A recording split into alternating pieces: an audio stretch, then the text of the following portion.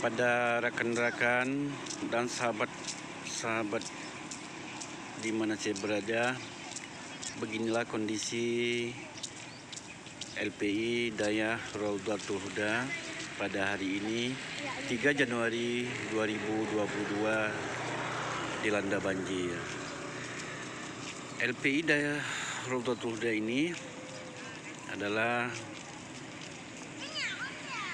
pesantrennya para yatim dan yatim piatu serta fakir miskin yang letak lokasinya di Kampung Matan Cibrik, Kecamatan Tanah Luas, Kabupaten Aceh Utara, Provinsi Aceh, Indonesia.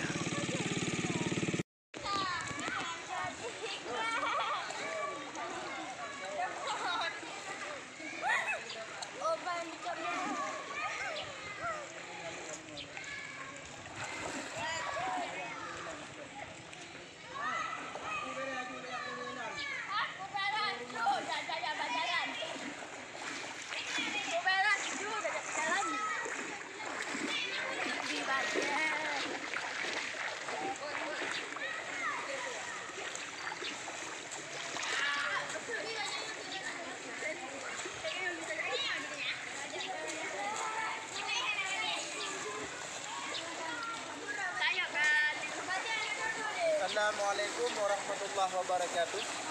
Sahabat jemaah yang dimuliakan Allah, inilah kondisi anak-anak kita yang ada di LPI Dayah Raudhatul Huda.